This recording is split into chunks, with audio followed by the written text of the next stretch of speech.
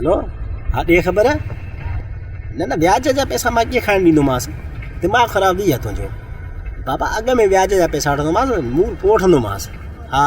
लत ॾेई वठंदोमांसि सीने ते हा ऐं ॿियो ॿुध इहो अछो माल होॾे पहुचाई न पहुचाए थी अञा छो बाबा मां थो चवां तूं सॼे शहर में फैलाए छॾे आफ़ीम बि फैलाए छॾे ओ बा ॻाल्हि त ॿुधो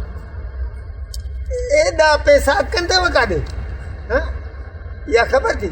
जिन घणो पैसे ते कढ लॻा न हां उन्हनि जा हाल मां तोखे ॿुधायां हां उथ त मां तोखे ॿुधायां उन्हनि जा सॼा हाल वाल मां तोखे ॿुधायां त उन्हनि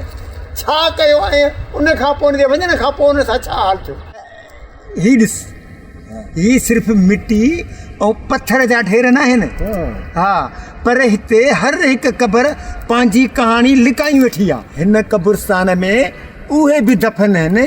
जेकी ज़िंदा जॾहिं हुया न त पंहिंजे ज़ुल्म जे करे हिन मज़लूम माण्हुनि लाइ ऐं हिन ग़रीब मिसकिन लाइ पंहिंजे ज़ुल्म जो वॾो दास्तान हुया वॾो दास्तान अॻिते हल त मां तोखे हीअ क़बर जेका आहे न हीअ ॾिस हिनखे गौर सां ॾिस हीअ हिकु पुलिस जे वॾे सूबेदार जी आहे हा ज़िंदगीअ में ताक़त त हथ में हुई पर इंसाफ़ त बा दिलि में ई न हो मिसकिननि ऐं ग़रीबनि ते ॾाढो ज़ुल्म कंदो हो ऐं उन्हनि ग़रीबनि खे कूड़नि ॾोहनि में फसाईंदो हो पर अबा ज़ालिम सां बि त आख़िर हिसाब किताब थियणो आहे न जिन माण्हुनि ते हिन ज़ुल्म कयो उन्हनि जूं बदुआऊं संदसि पोयां लॻियूं आख़िरकार हिन जी ज़िंदगी बि ख़ौफ़ ऐं गुनाहनि में गुज़री वई ऐं संदसि मौत तौबा मौत बाबा एॾो त भयानक थियो जो ॾिसंदड़ त तौबा कंदा भॼी विया बाबा हर ताली हुन क़बर जी तोखे मां तोखे दास्तान ॿुधायां हिन क़बर खे गौर सां ॾिस हीअ क़बर हिकु तमामु वॾे वापारी जेॾो वॾो वापारी हो तेॾो ई वॾो बेईमान हुयो सॼे शहर में नालो हो पर हिन उहो नालो ईमानदारी सां न पर ठगीअ सां कमायो हो ठगीअ सां अबा ख़राब जिन्सूं विकिणींदो हो ऐं ज़ख़ीरा अंदोज़ी कंदो हो ऐं उन सां गॾु मिलावट बि कंदो हो वॾी ॻाल्हि आहे त हुन एतिरो पैसो कमायो जो हुन जा सभु पुट ॿाहिरि मुल्कनि में बाबा रहंदा हुआ ऐं कारोबार कंदा हुआ जॾहिं मौत आयसि त उनखे को बि कफ़न ॾियण वारो बि न हो पुट बि संदसि न मुंहुं ॾिसण आया ऐं न ई को कफ़न दफ़न जो को बंदोबस्तु कयूंसि आख़िर एधी वारनि दफ़नायोसि अब ॻाल्हि त ॿुध आख़िर अहिड़ी दौलत कम कहिड़े जी हिन क़बर खे ॾिस हीअ क़बर आहे हिकु राशि कामोरे जी ॾाढो कामोरो हो पर राशि बि तमामु वॾो हीअ उन जी क़बर खे पंहिंजी कुर्सीअ जो नाजाइज़ फ़ाइदो वठी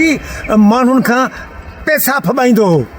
ऐं संदसि जाइज़ कम बि बिना रिश्वत जे कोन कंदो हो सॼी उमिरि ईमानदारी सां ड्यूटी करे रिटायर थींदड़ मुलाज़िम उन्हनि खां बि लखे रुपया रिश्वत वठंदो हो लखे रुपया तॾहिं अबा वञी खेनि पंहिंजो हक़ु मिलंदो हो अहिड़ी तरह हाणे हल त मां तोखे वरी हिकिड़े ॿी क़बर जी दास्तान ॿुधायां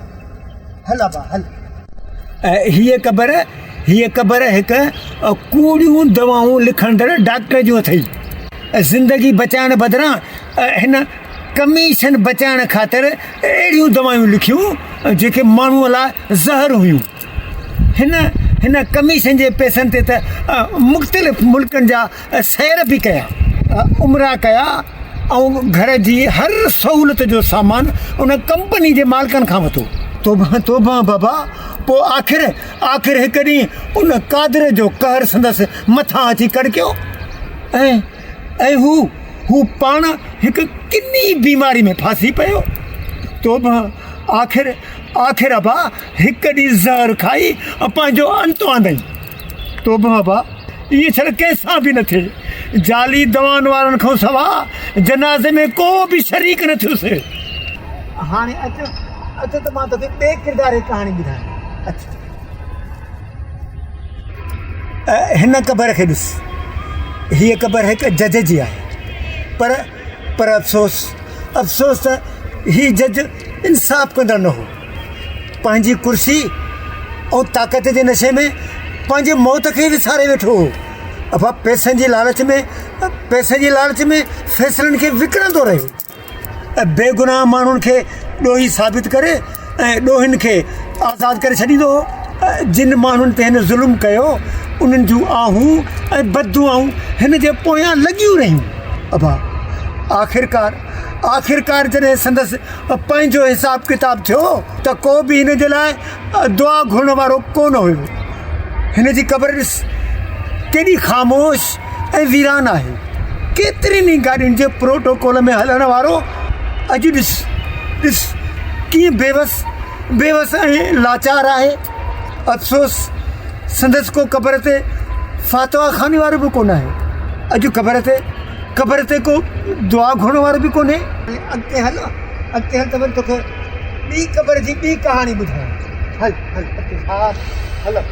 ऐं हिन क़बर खे ॾिस। हिन शख़्स केतिरनि मजबूर माण्हुनि खे व्याज ते पैसा ॾेई ऐं उनजो सभु कुझु ख़पराए छॾियो ऐं केतिरा ई दरपदर कया। कंहिंखां न्याणियूं ख़पराई। गुनाह एतिरा त हुया जो संदसि